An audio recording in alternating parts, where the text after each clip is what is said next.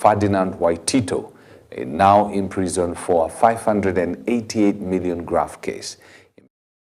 Karungo Adhangwa urged the EACC to probe the county's shift from an automated to a manual payment system, alleging it enabled ghost workers and the theft of 390 million.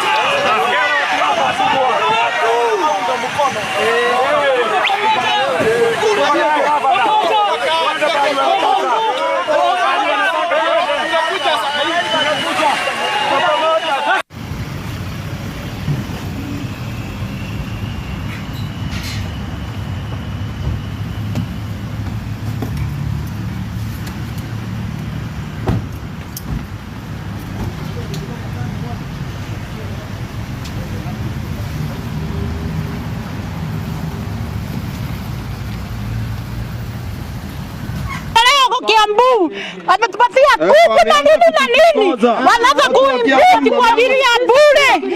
Hii ni mabariki watutulia wamatagi wetu. Hakuna kitu kile tunataka, hakuna kitu wamatagi yamefanya, hakuna, ni maendeleo tu, unakuonea wivu. Well, let's hope it's actual graft. If it's graft, yes, let him go to the slummers and pay for what he has done. If it's politics, then we're used to it. Former Deputy President Rigathi Gachagua has intimated the team will constitute the opposition set to challenge President William Ruto at the ballot come 2027. Gachagua, while speaking at a burial ceremony in Machakos, mentioned key players in the coalition, including Kalonzo Musyoka, Eugene Wamalwa, George Natembeya, and guess who? Fred Matiang'i. He said that the team has a plan to deliver development to the Kenyan people. Former Deputy President Rigathi Gachagua has also sensationally claimed that his life is in danger. In a letter to the Inspector General Police and copied to President William Ruto, Gachagua listed multiple incidents that he claimed were a threat to his life. A nation gets developed when the leader of that nation puts the national interest ahead of commercial interest. That is the answer. Uongoze Kenya, hapana weka biashara kwake. Kidu ukiweka biashara tunakwama. We have a responsibility, Bishop, also to give hope to our people. Kama viongozi, tukiwa kanisani. Watu ya payslip, simu mambo yenu imeharibika. The payslip has been raided. Tuliambiwa tutaweka pesa mfukoni, ile kidogo ilikuwekwa ikafanya nini?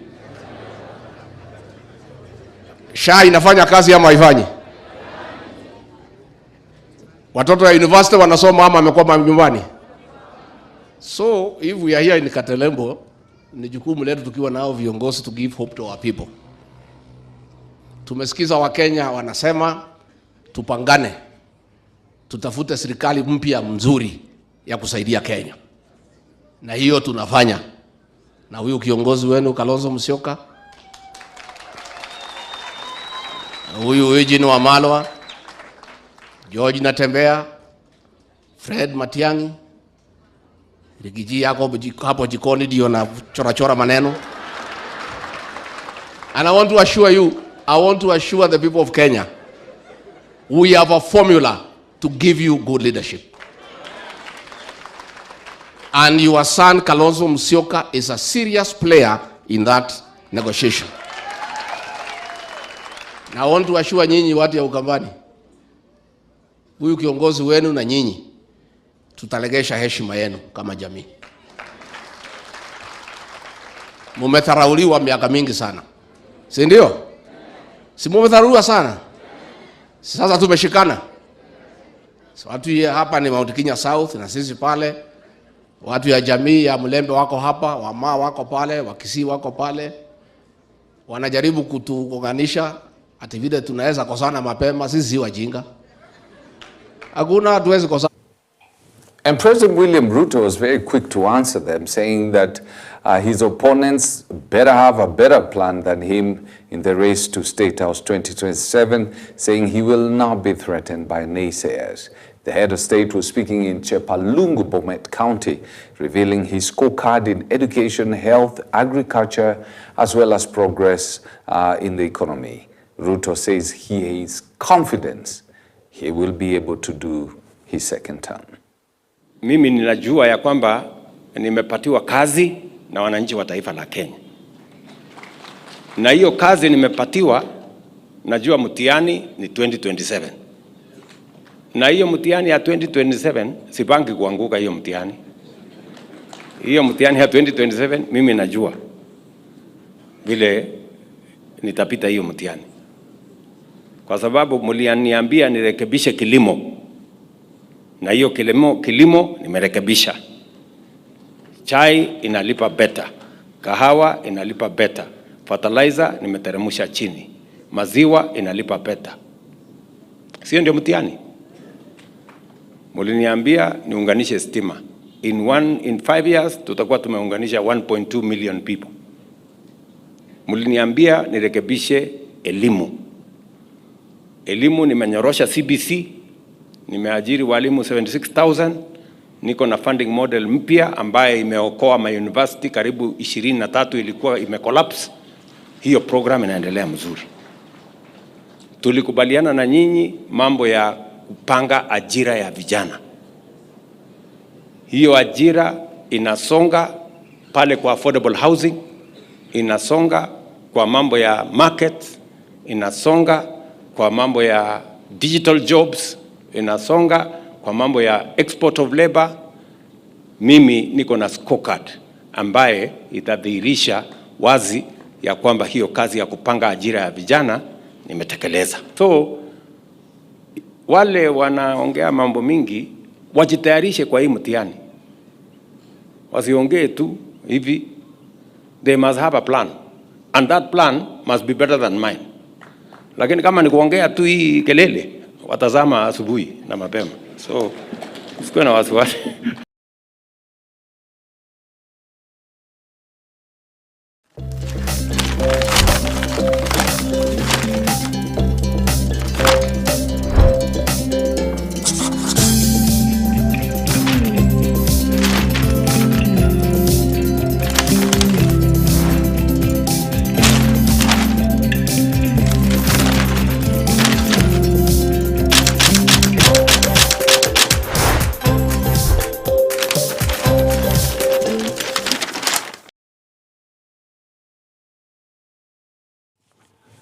All right, let's take a look at the newspapers. We start off with the Daily Nation. It has a picture of President William Ruto and says, Ruto's string of court losses. And President's plans have failed the legal test. A failed attempt by Kenya Kwanza administration to have a judgment blocking the sale of 11 parastatos suspended adds to a growing list of controversial policies by the government that have been thwarted in courts. On the plan to sell the state farms, judges cited public interest and the potential of irreversible harm. Then you have Governor Wamatagi, governor in 1.7 billion shilling graft claim. And then victory for man in 13 million shilling mortgage row with ex-wife. A woman has suffered a setback after the High Court ordered her to pay half of the 13 million mortgage that her former husband secured for the purchase of their matrimonial home during their marriage. In a ruling delivered by Justice Helen Namisi, the court held that it was unfair for the man to continue bearing the loan burden alone, especially as he no longer resides in the home.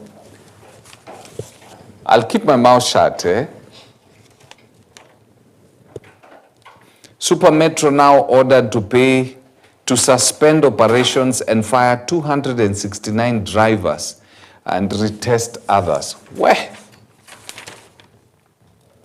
That's the price you pay for impunity. Ruto, beating me in 2027 polls will not be a walk in the park for sure. And we will unveil our 2027 candidate next year, says Gachagua. Well, I thought Uhuru had already revealed. Kanja downplays claims of scheme to kill ex-deputy president. Ruto regime stream of losses, that I've told you. And then the back page of The Nation, MPs now reject TSC list of 25,000 promoted teachers. What have MPs got to do with promotion of teachers? Flying coffins, the Defense Force Air Wing is in free fall. An initial probe into the crash that killed General Francis Ogola and his entourage blamed engine failure. But deeper investigations suggest the surviving fleet is even in worse shape. Outdated tech, missing parts, poor maintenance paint a grim picture. It's not a question of if another crash will happen, but when. Sad. Ministry and doctors yet to reach deal on interns' pay. Then Belgian teens and Vietnamese in 1.3 million ant saga plead for mercy. What in the world is this? Oh, they were smuggling garden ant queens worth 1.2 million. Zile madigiriri unafukuza. There are some of them that are worth 1.2 M. Aki, how did they even start thinking about madigirish? Alice is asking me where these things are sold. Alice, please. I will not write a statement in defense of you when you are arrested if you do that.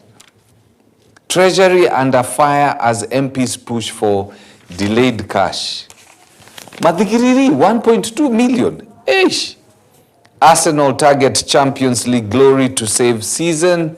Then we take a look at the Star newspaper. You have Wetangula plots to edge out to Mudavadi as Luya King.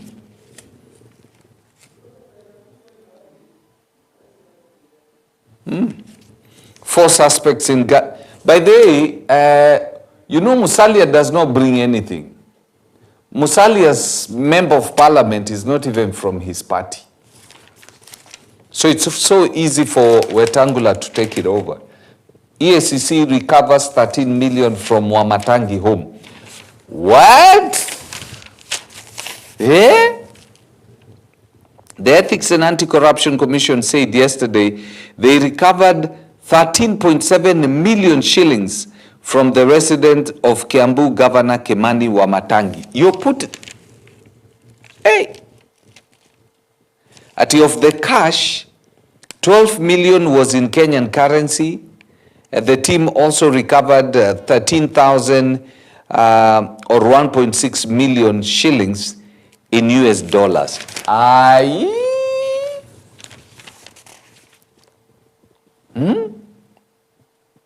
Hey. How do you have in your house 13 million? 13 million in your house. Hapo iko taswisi. Then Alam Masketrako Foods 4.5 billion shillings for hot air. My life is in danger, claims Gachagua amid harassment. And the back page, Kogalo dreams big.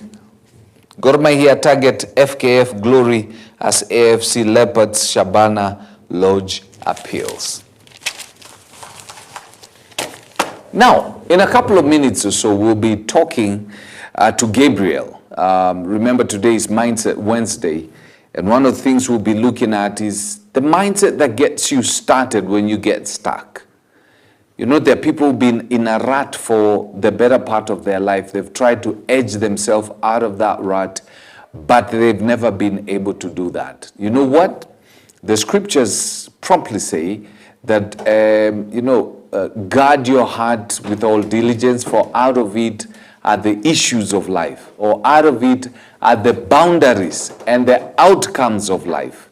So the boundaries that you have in your life are actually set in your mind, and they become your reality. So how do you undo these realities so that there is no limit, there is no boundary? Yoyote in a few minutes, so don't go away.